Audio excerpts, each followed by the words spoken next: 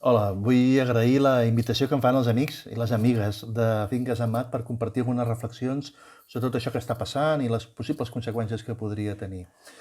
A veure, d'una banda no podem negar l'evidència. Això ha sigut una sotragada molt forta i ens costarà recuperar-nos. La crisi del 2008, depèn del sector d'activitat que analitzem, vam trigar 5, 6, 7 anys a recuperar els nivells d'activitat que havíem tingut i aquesta sotragada també ens portarà força temps.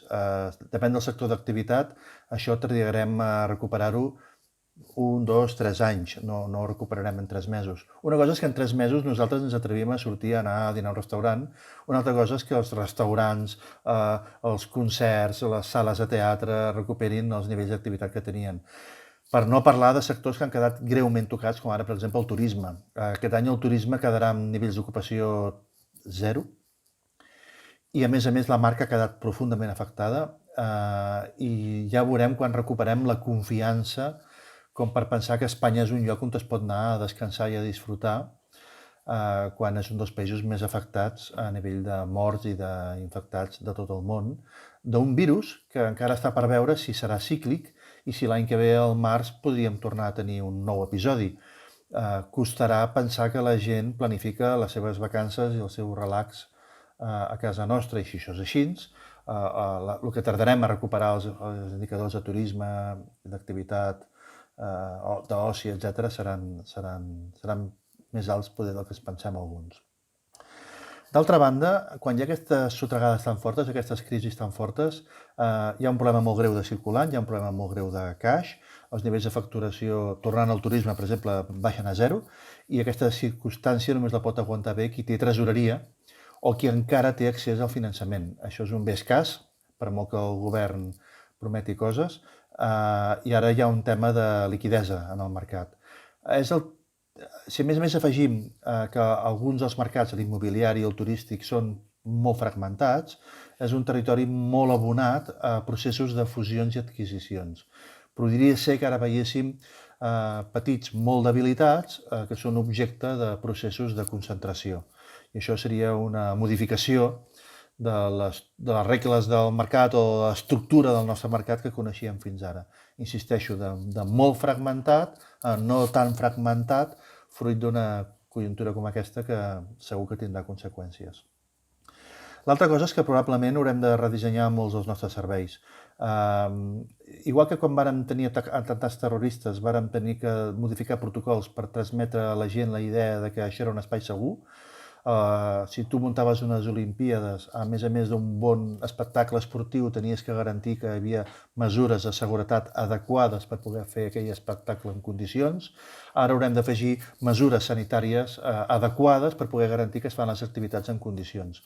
Veurem com es modifiquen els protocols per accedir a un teatre, per accedir a un camp de futbol, per accedir a un concert, però també podríem veure modificats els controls per accedir a un edifici d'oficines o a una seu corporativa i coses d'aquestes.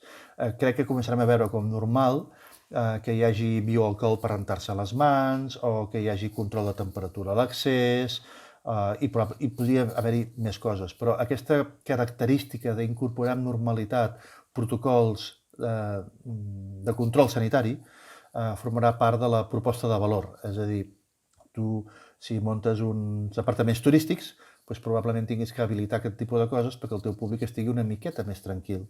I si no ho fas, podria ser que la teva proposta de valor quedi afectada.